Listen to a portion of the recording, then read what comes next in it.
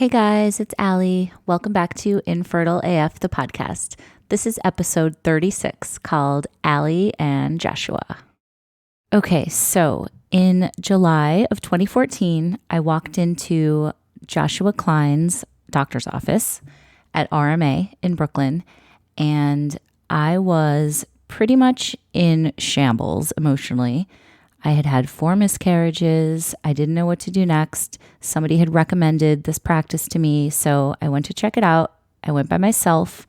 Vince wasn't fully on board yet, but I met Dr. Klein and we had a great meeting, and I left that meeting feeling pretty optimistic about next steps. So in today's episode, over 5 years later, I go to Dr. Klein's new practice, which we'll talk about. And I got to interview him, and I got to ask him all the questions that I've been wanting to kind of ask him for the past 4 years since we had Sunny. He was great. It was so good to see him. As you know, our story did have a happy ending. So it was just cool to kind of unpack what we had both been through together as doctor and patient. And it was a lot of fun to see him. And we learn about his new practice. We talk about my specific case and how batshit crazy I was at certain points. And it was so good to talk to him and kind of do my story again with the doctor's perspective peppered in. So it might be fun, if you haven't listened to my episode yet, to go back to episode 1 where I tell my story, listen to that, and then listen to this episode and get the other kind of side of it, or the behind the scenes almost part of it. And yeah, so this is part 2 of my infertility story with Dr. Joshua Klein. And I want to thank him again for doing this. It was so interesting. And I kind of feel like I have full closure now on that chapter of my life. So without further ado, this is Allie and Joshua's infertility story.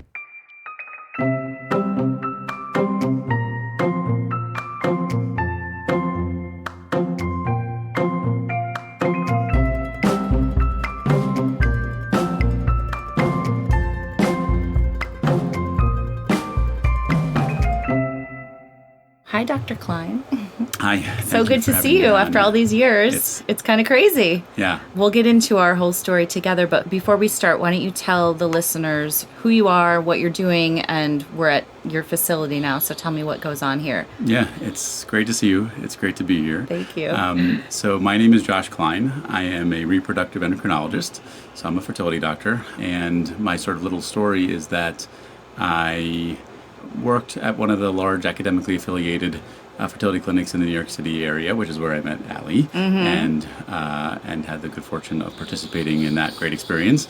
And I worked there for several years, and I think there's a lot about the fertility journey, as Allie, I think, covers in different ways on this podcast. Well, I should say as you, yes, since you're sitting next I'm here. to me. But there's a lot that's sort of miserable, and my thought in sort of leaving a big established place and starting a new practice was to try to address some of the misery. Some of it's easier to address than others, and we work hard to try to be better every day. But basically, I left this big IVF practice to start a place called Extend Fertility.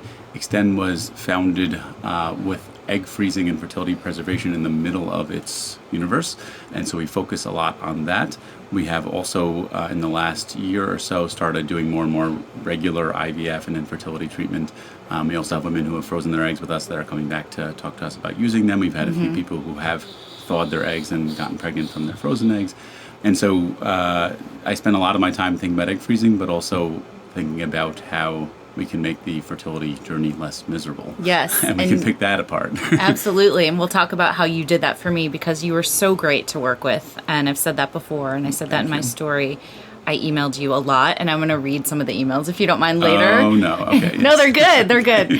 But I do want to say, just sitting in this waiting room, a couple of things. First of all, it's so busy. Yeah. So a lot of women are doing this, right? So tell me, do you have like statistics, or how many, what have you guys? Yeah, we got pretty big pretty fast. We're still not one of the heaviest hitters in the fertility world. You know, when you think about fertility clinics, there's sort of 3 buckets, I'd say. There's the small more typically mom and pop type shops that Okay. are doing, let's say, between 1 and 400 IVF cycles a year. Then that's the sort of the one bucket. Then there's the big league people, big league players, usually academically affiliated players that are doing somewhere between 2,000 and 5,000 cycles a year. And then there's the middle ground people, and we fall into that bucket, doing about 1,000 cycles a year. So last year we did a little over 1,000 cycles, mostly of egg freezing, Okay. and then a small amount of IVF. But it is growing. Egg freezing is growing. Yeah. IVF is growing. I mean, it's all, for better or worse, people are working on their fertility. Right. And Are you it's seeing becoming- younger women coming in as well to freeze? Totally. Yeah. Okay. I mean, I think, again, with egg freezing, it's a newer thing, and it's kind of this is actually one of the founding principles of Extend, is that someone who wants to think about freezing her eggs is not the same sort of person as someone who is struggling with infertility. And so to give them what they need is a different product, so to speak, than what an infertility patient needs. And so before, I think, 5 years ago, let's say, egg freezing wasn't something people really had ever heard of much. And it was generally very expensive. And it still is pretty expensive, but we can talk about that. And so it was more a thing that some women were hearing about in panic mode, where they sort of either went to an OBGYN or somehow talked to a friend who was doing IVF, and were sort of had this, kind of holy bleep You moment. can swear on here. That's allowed. I want you to. You shouldn't draw it out of me. But yeah, sort of a panic moment of I'm getting older and I'm worried that what this is going to look like, and it was typically a reactionary move of I got to do something to hold on to my fertility, and that was sort of the late 30s and 40s type picture. But we're seeing a lot more women coming in their young and mid 30s to say, I don't know if I'm going to need these eggs. I'm not quite sure. Like, I got to get my life together, and like I don't quite know what that looks like. Right. But I know that this is important to me, and I know that I might need these later, and so this Yeah. is a smart thing for me to do. That's so interesting that you point out the panic mode versus now being more proactive. And I think that that's definitely what I've noticed too in talking to people, is that it's happening a lot more. Well, it seems like things are going well. Yeah. You're expanding busy, your facility. exciting, yeah. And okay, so I want to talk about when I first met you. I had to look up some of the things on my calendar and just dates, because I feel like, the other thing I was going to say was sitting in the waiting room, I definitely had PTSD. Like, I started feeling like super, is that common, do you think, for women that have gone through this? Like, I don't know if I'll ever get over it. It's one of those sort of special places in the universe that have a special kind of pain associated with them. I would, like, the second I mean, your space is beautiful. Everyone was so nice, but I was just like, oh my God, I'm back here again. Yeah. And it I think there's brought a this lot of rush of feeling of like inadequacy and sort of fear, and I mean, we try to keep that to a minimum in our waiting room, but I think there's something very, as you could say better. And than just me. looking at all these women, like, I'm on the other side now, thank God, but looking at all these women that are here to either freeze their eggs or have a retrieval, and just thinking, oh my gosh, they're going through it right now. It's happening for them. You recognize that. I know. Yeah. I'm getting all like... Yep. So anyway, I looked it up, and I think my first appointment at your old place where we first met was in 2014 in July. So I had just turned 40. And I remember I came in as kind of like a broken woman. And I came in by myself. That I don't remember. It took... Yeah, I don't expect you to remember, but inside I was dying. And it took me a while to get my husband to agree to even... see somebody, to see a specialist. Yeah. We'd been trying on our own. It wasn't happening. I had 4 miscarriages up at that point. And I remember somebody had recommended your facility, and I made an appointment and came in by myself and didn't know what to expect, and met you. And I remember you said, I gave you kind of the rundown, and you drew, like, I think maybe you did a sonogram. Yep. Is that normal for the first? That would be okay. typical, yeah, sure. And then you drew something on a piece of paper, and you're like, everything actually looks pretty good. You've got a lot of eggs. Yeah, you were an egg superstar. Do you remember? Back in the day. Egg superstar. Yeah. Okay. No, and you said you're kind of the perfect candidate for IVF. Yeah. And I didn't get like a salesy vibe from you at all. I mean, I trusted your word. So I remember leaving that appointment feeling very optimistic. And then it took a while for me to get Vince, my husband, on board. Sure. because I think I looked at my calendar. So that was in July. My next appointment wasn't until like October. Okay. So I think it took the summer for me to convince him that we were going to do. And then I do remember also he came in and met, I don't know if it was with you or somebody in the finance department. Sure. But he had a not so great meeting. Okay. And it was because of the money. It was just, I had left with some paperwork and said, I think it will cost X, Y, and Z. And then he came in and got maybe like a different version of that story. Yeah. So let's talk about that a little bit. I think that's common for people is like the money is scary and a lot of people are paying out of pocket. And finally, I convinced him, let's just try it one round. So I finally convinced him to do one round. But it was still totally out of pocket. None of it was covered for us. So how do you guys deal with like the finance aspect of it and like assuaging people's fears and concerns? I mean, I think there's probably a bunch of layers, but probably one of the most important layers is you've already sort of alluded to, which is the transparency element. People hate I think it's this, and then all of a sudden there's like this add-on and that add-on and that extra. And so I think we actually really strive to make transparency one of the core values of the practice here, but also of the way the business aspect of it is run. So like if you go to the Extend Fertility website, we literally like have a cost sheet of how much things cost, right? Which is normal for like most things in life that you pay for, but not normal if you go, click around to most IVF centers websites. You don't get like a fee schedule. I remember him saying that he felt like it was like a car dealership where it was like, but if you want the testing, it's going to be $5,000 more. So the transparency is one, and that is deeply connected to the add-on aspect of almost that bait and switch feel of like the core cost is this, but if you really want to do well, you're going to have to pay this extra and that extra. Right. So a lot of it is just like, again, treating people like humans, like you'd want to be treated in the sense of like talking straight and just even if it's painful, but like this is what it costs and just lay it out there.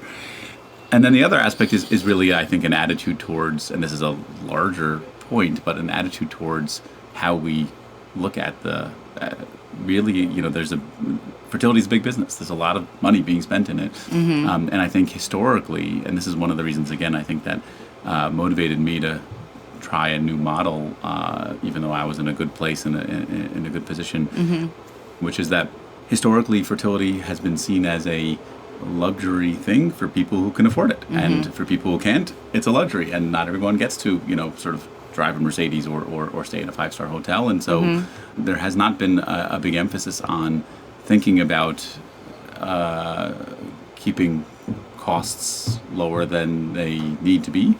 And so at the end of the day, there's a pretty high margin in IVF in most places. And so if you philosophically take a stance that you're okay taking a smaller margin, presenting it as a less luxury price point, there's room to play around with that. And so, for example, when the egg freezing is the best example for us, because that's most of what we do, which is that, and also egg freezing, by the way, is something that is even more, as you would imagine, price sensitive, right? Because someone like yourself you were super motivated to do IVF if you could make it happen. Right. An egg freezer has lots of ambivalence about freezing their eggs. They kind of want to do it, but they're like, not sure, do I need it? And like psychologically, it's a heavy thing.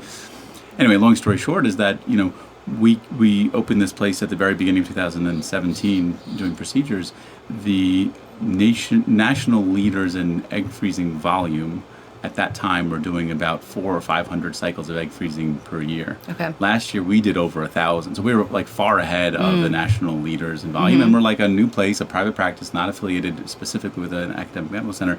And so I think, not to toot our own horn, although I guess I am, but my point is just that probably the number one reason why what has fueled our growth is that we're charging a lot less than what most people charge for egg freezing. Okay. We still have room to have a viable business in there, but it's sort of a philosophical choice that like we don't want to just charge what we can charge. Right. We want to charge what we think is sort of fair to have a viable business, but not necessarily more than that. And right. So it's an attitude thing. One of the things that I really like about you, just as a person, is that you are human being, and like you said, you try to make this a more humanistic experience. So I'm sure you've seen everybody come in all states of panic mode and preemptive mode and broken inside and lots of tears probably. So how do you deal with patients who are kind of not sure, if someone comes in and wants to know about egg freezing, they're not sure, do you kind of read the room and see what they're feeling, or do you like try to convince them to do it? Yeah. Or what's your take on that? So I think reading the room is a great way of saying it, but I think what I would even more crystallize that is that I think we try to see our patients as intelligent adults who are our potential patients, who we trust to absorb the information and then process it in a way that our role is meaning the doctor and my colleagues here, we're sort of in an educational role to lay out what we know about female fertility and what we don't, what we know about what test results mean, AMH testing, follicle counts, what can we glean from that information, and sort of to individualize the conversation, and how that's limited, the imperfections of the test, and to what degree things are really accurate and predictive and whatnot. And I think we talk a lot about statistics. If you do egg freezing and you're 36 and you freeze 7 eggs, like what's that look like versus freeze 17 eggs?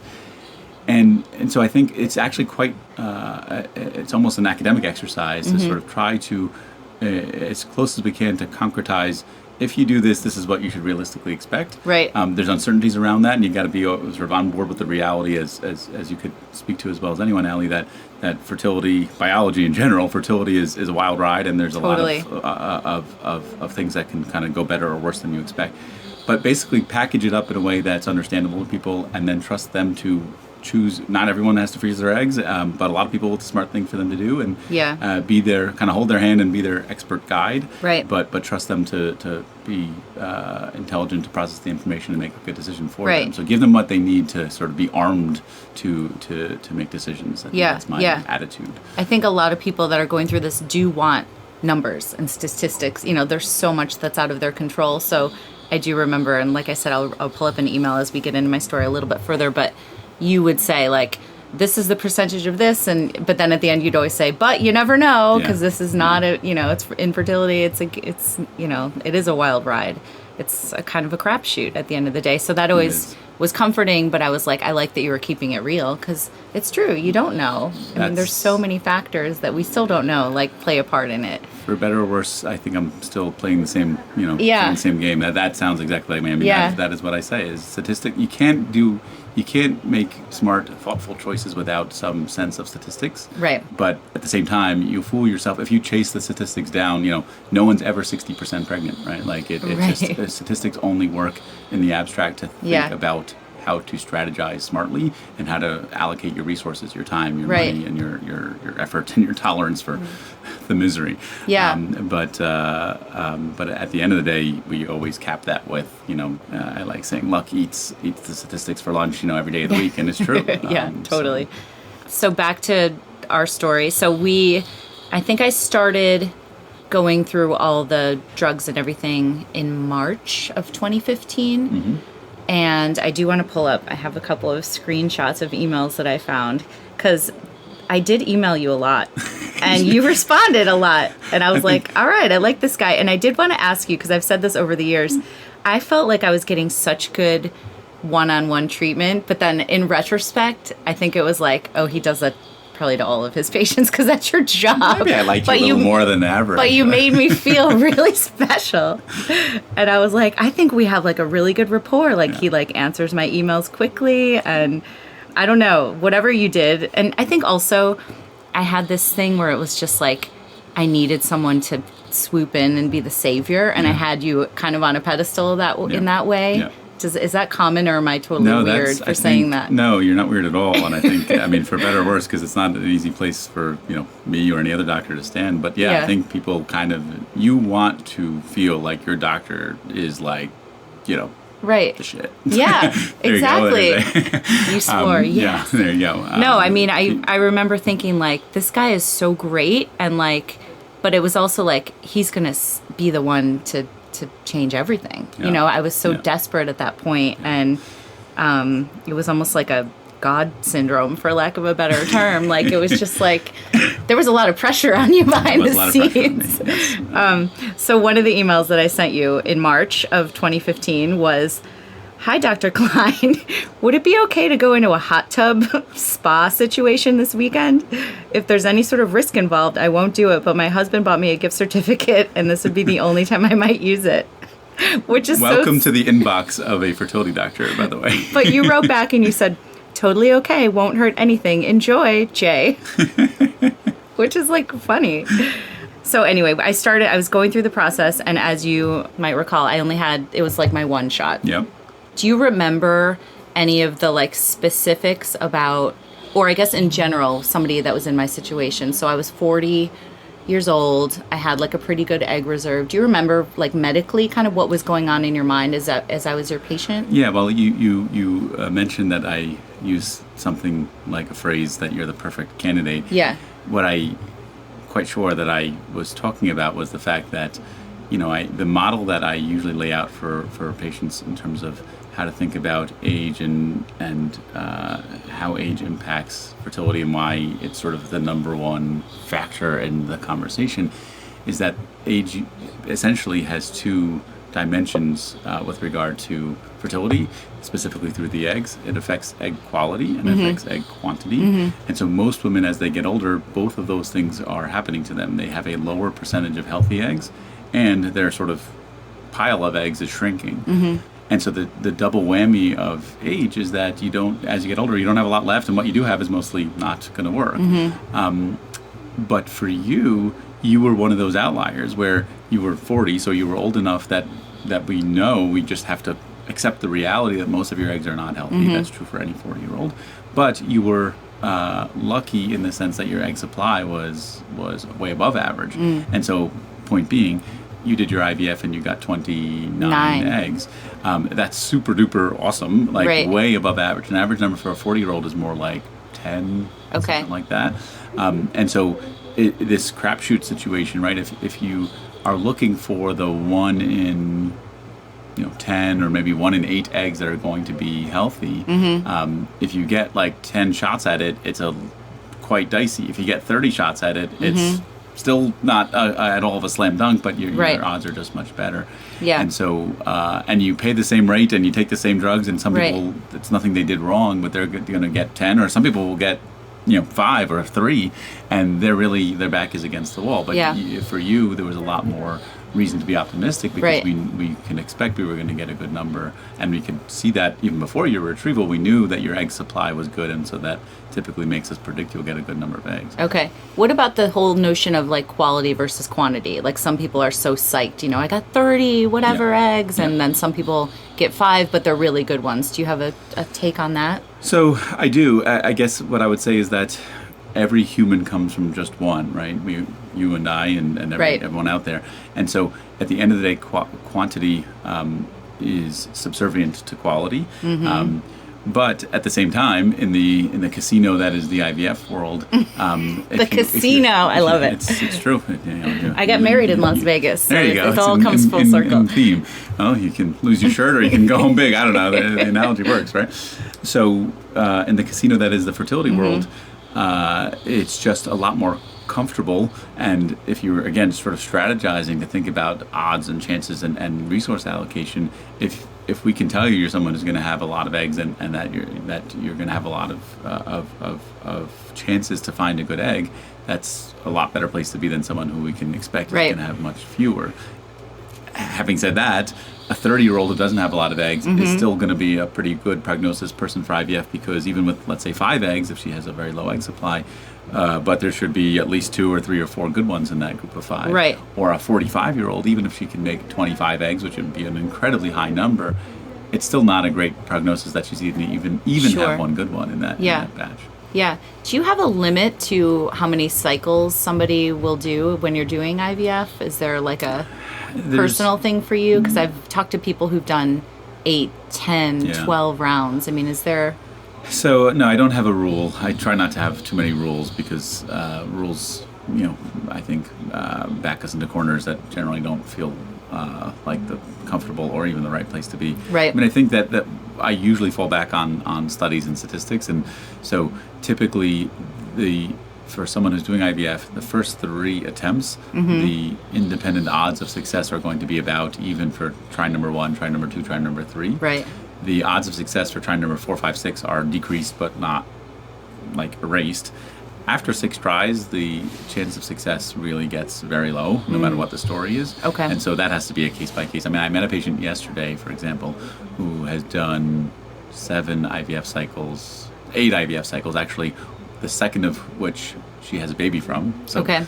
7 failures, 1 successful. Yeah. And she did them all in one place, but is sort of running out of the drive to keep trying. Right. And so it was a hard conversation to give her the right advice, but I'm on board. I mean, there's obviously some details there, but I'm on board with the idea of her trying in a different lab than she's tried before with a different sort of approach. And I think that that I still believe that she has a realistic chance of success, even though she's had 7 failures before. So, it's always case by case. I try to stay away from rules. But also we don't want, I think it's also my job, the doctor's job, to say, I think we have to go in a different direction when you get to that point. It's the hardest conversation for sure. Yeah, but, breaks some hearts probably sometimes. Totally. Have you told people, we're going to stop? Absolutely. You have? Yeah. Interesting. So, like we said, I got 29 eggs at my retrieval, and then we did do, is it the PGD testing? Is that what it's called? Okay. Formally, they've changed the nomenclature. It's now called PGTA. Okay. What does that PGT mean? is pre-implantation genetic testing. Okay. And there's basically 2 main versions of PGT.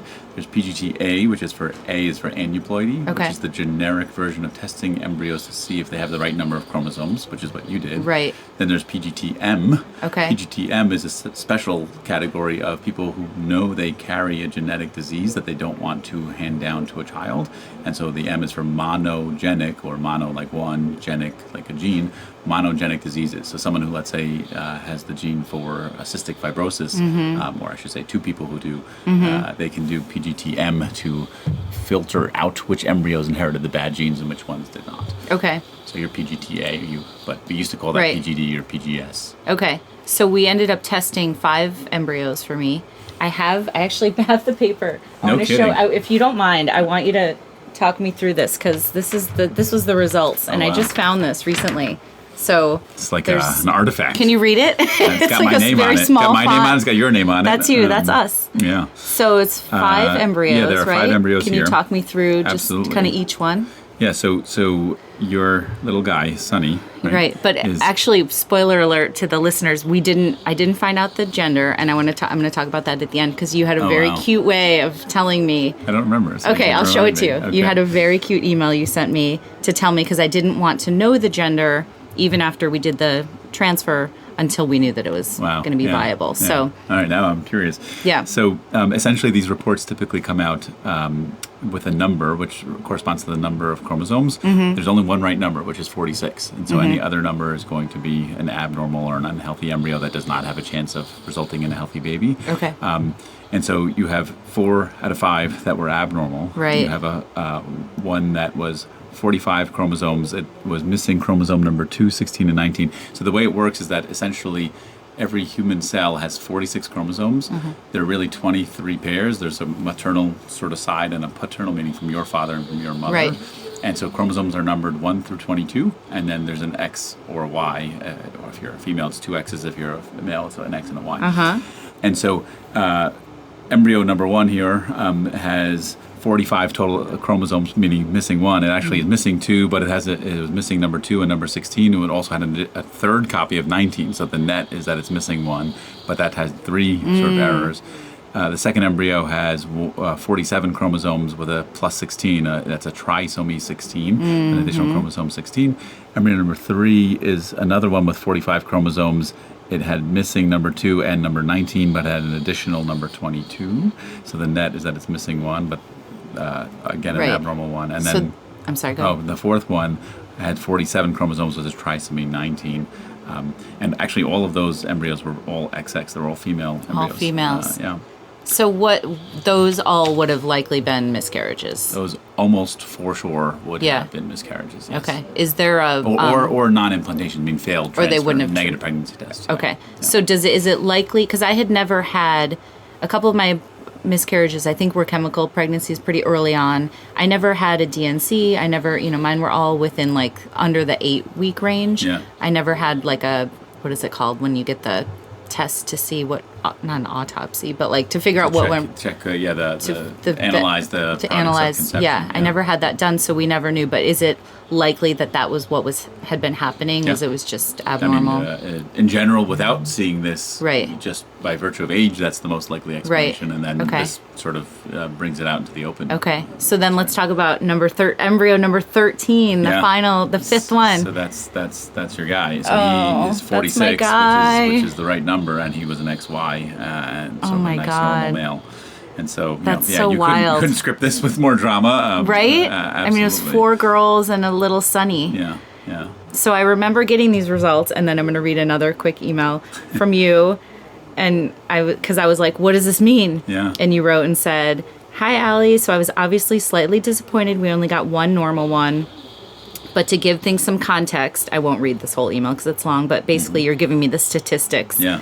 The expectation for normal percentage at your age would have been 40%, which would have been 2 out of 5 rather than 1 out of 5. So I would say it's disappointing but not shocking. And then you said, that said, this one has a 60 to 65% chance of sticking and leading to an ongoing pregnancy. So I feel pretty good about that. Not a slam dunk, but we're on the good side of a 50-50 bet. Yep.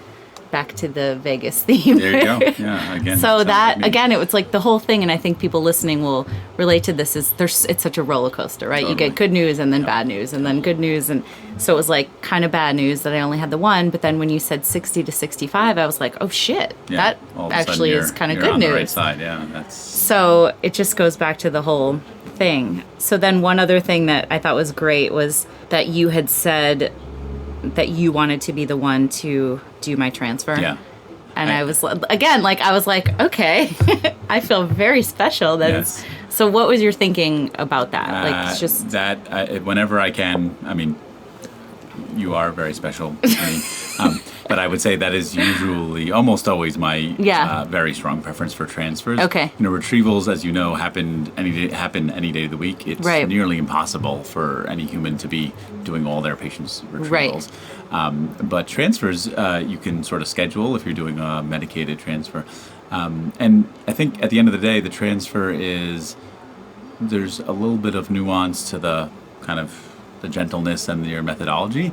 But the truth is, I think I'm, pretty good at it, so I trust myself. Yeah. But so are a lot of other people. It's not that you couldn't have had someone else who was probably just as good. But I think psychologically, I really do. This is just my style, and probably too much. But you used the word in one of your in the first podcast, and I heard myself when using it. I get very invested in my patients because I just feel like we're right there together. We're holding hands and we're arm in arm and like we're fighting this fight. And so I want to be the one. I want to be the one that, if it's good, I want to be the one that's part of that. And if it's not good, I want to own that. I want it on my shoulders. And so, I don't, obviously, not everyone sticks. And so that's just the reality of the way the game is played. But I think it feels better to me in both directions. When it's good, it feels better. And when it's bad, it feels better. When I know that, like,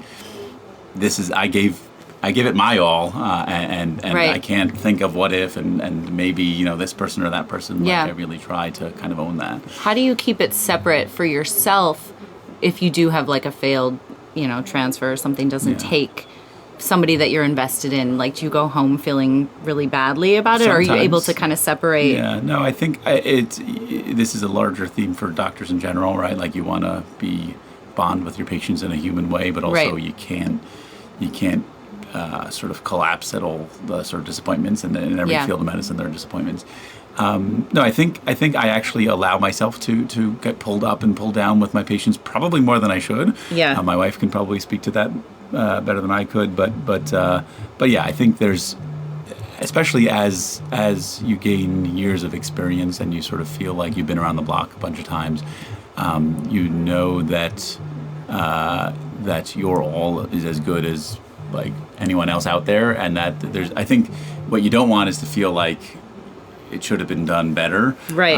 But I think that I feel comfortable in my own skin that like I don't think if I do a procedure, an IVF, if it doesn't work, I think that I don't almost ever have a thought that someone else who did it differently could have done it. A better that's outcome. good. Yeah. Maybe I'm wrong, but that's at least what I think. And I think that's probably right. Yeah. What do you think about all the not maybe like urban myths or things that people do after transfers, like eating the like McDonald's French fries or drinking Gatorade? Like, do you subscribe to any of that stuff? Yeah, lots of French fries, Gatorade. Pineapple, exactly. It's your logo, right? It is. It is. Yes. Yeah. No. I ate that core. Ate the shit out of that core.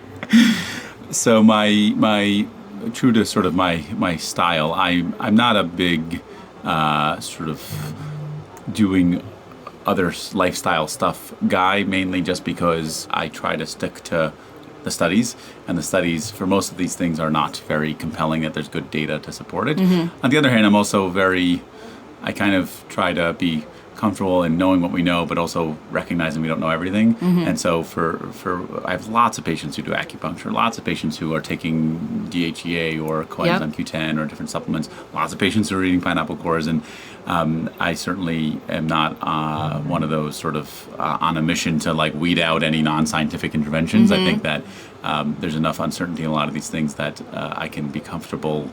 If someone is comfortable doing it, I'm totally with them supporting that. Mm-hmm. I just don't know that I'm, sort of the mindset that I don't go out of my way to recommend people doing a lot of the sort of other holistic stuff. Yeah. And part of it, truth be told, is that there's also a resource allocation question, right? Like people only have a certain amount of hours in the day and dollars in their pocket, and so at some point, I'd rather them be spending their resources on things that I can feel confident are productive, and I worry a little bit that they're draining that account on things that might not be too productive. Right. Okay. So, as we know from my story, I did get pregnant. Yes. That was wild. Yes. I had gone to Florida on vacation. I remember I came back, got the blood work, and the nurse said, go home and take a nap. And I was like, like I could sleep right now. Are you kidding me? But then I remember they called back and she was like, congratulations, call us when you deliver. And I was like, I like dropped the phone. Yeah. I was like, I was so shocked and surprised. Yeah. Can I tell you a secret? What? Not about you. Oh, God. No, I generally try to call every negative, and I usually don't call the positives. Why? Because the positives, I feel like I celebrate the positives with... there's something, maybe it's, I don't know, a thing about me personally. I almost feel I'd rather give people space to celebrate the positives. I like the nurses participating in that. Yeah. I let the positive... You don't want to be like braggadocious about it and be like, I did it. I celebrate the positives in my own way on my own, but I feel better giving the patient space, giving the nurses an opportunity to participate in that. The negatives, they just suck. And I try never to let a negative get called by anyone by myself. Oh, that's good. Me. Yeah. So, well, I shouldn't tell that to people because now they know when the call comes. I think people know that anyway when the doctor calls. Right. It's probably not awesome. It's not great, yeah. So a couple months, or maybe like 4 weeks into my pregnancy, I had gone out to LA. I was interviewing some actress for a magazine. Yeah. I won't name her name, but we went on a hike. And I don't know if you remember this, but it was another email. We went on this crazy hike where I was interviewing her while we were hiking, and it was super hot. She didn't want to stop for water, and I was like, I was getting so nervous because I was like, we're going to kill this baby. I mean, that was my thought. And I remember, because your hormones too are crazy. So I remember I came down from the hike, drove her home, went to like a Ralph's parking lot, like the grocery store, and just had like a panic attack in the parking lot. Went in, got like a huge bottle of water, and then I emailed you, of course. Yeah. And I said, hike, question was the subject. I said, hi. So I just did this work hike, and it was way harder than I thought it would be. I was literally panting. The hike was at 1.5 hours up and down hills, and now I'm freaking out, hoping for some reassurance or advice. Thanks. And you wrote right back. It was like 5 minutes later. And you said, I'm about 100 times less worried than you are. Just make sure you drink and take it easy the rest of the evening, but I'm really not too concerned. Oh, that's and that was so nice. I was like, okay. So that was another moment where I just want to thank you for like being so amazing about it all. It's cool to hear the backstory here. I know. I looked it all up because I remember I was like, I'm sure I was so annoying to you that I emailed so much. But like, as you know, you're so desperate, and any bits of information, were helping. It is gratifying. I do not remember that email. I'm sure I didn't. I'm shocked you don't have it framed on your wall. That's right. But realistically, I probably didn't think about it for like the minute after I sent it. But to you, that was like. But I love that you said I'm 100 times yeah. less concerned. Like that was such a great thing to hear. It's important for us to, when we can, be the sort of arm around your shoulder, and like, and when we, I don't think we should reassure you about things we shouldn't reassure you, but there are opportunities I think that we don't always take to say we know what we're talking about, right? We know you're worried, and we can sort of like take it on the chin for you. I'm not worried. You don't worry. Right. I'll tell you when to worry, and this is not it. And people, I think, it's so scary though. Respond to it. After going through a million places to be scared. Yeah, exactly. And I don't think that I ever was able to fully relax throughout the whole pregnancy. I'm not surprised. Which I think is probably pretty common. Yeah. So I want to show you one last thing, which I said earlier, but so I told you that we didn't want to find out the gender until we had, I think, our 12-week scan or something. Yep. And I was like, I know that you know it, so can you send me an email, but can you send it as an attachment? Because I don't want to accidentally open it. I want to like open it with my husband. Okay. So I'm going to show you what you sent to me.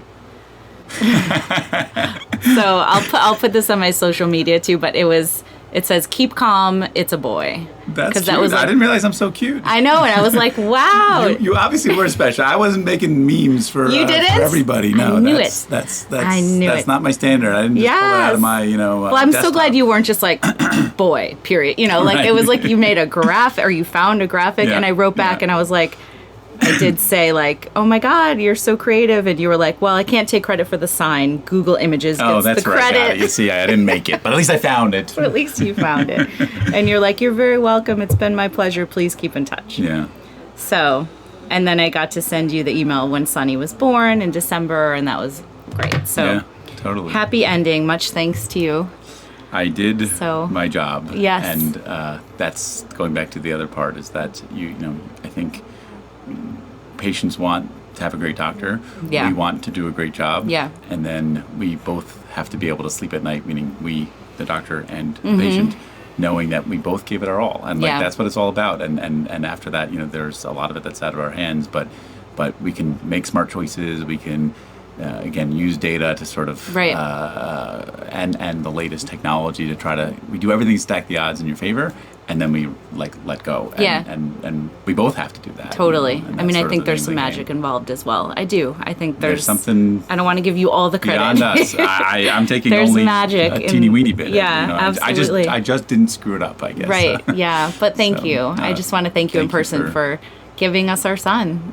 He is a maniac. What? Oh, and my husband wanted me to ask you. He said, because I think when you graded the embryo, it was like 6AA or whatever. It was like, I think, like it was like near perfect. Yeah. And then he's like, well, then ask him why at almost 4 years old, he's still not sleeping through the night. It's you gotta have the long view on that. Speaking as a father, these kids they're gonna give you a run for your money, no doubt. It's a good sign. At least I tell myself that. Is it? Okay, I'll take your word for it.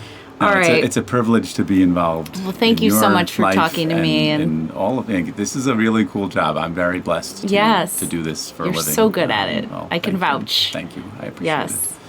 Well, thank you. Well, you're good at this. And thank you. Things, I thought I was going to cry, but I didn't.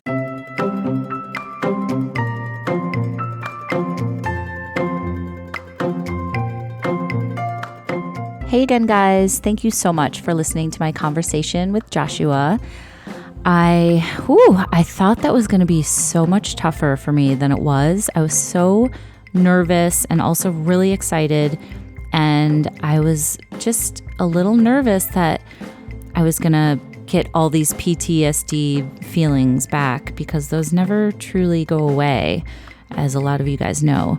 I did say that a little bit, that in the waiting room I started to feel a little uneasy, but I thought I was going to be like sobbing through the whole conversation. So I'm glad that I didn't do that because that would have been hard to hear and understand. But anyway, thanks again to Josh. And if you guys want to check out Extend Fertility, it's a really great practice. So you can check them out online. And I just want to thank you guys for listening. And I hope if anybody right now is sitting in a waiting room, they're not feeling that anxiety, but I know you probably are. So just know that I've been there. You're not alone. There is a light at the end of the tunnel. So if you need to reach out to me, I'm always available at infertileafstories@gmail.com, or you can DM me. Go follow me on Instagram at infertileafstories, and I will see you guys next time. Thanks.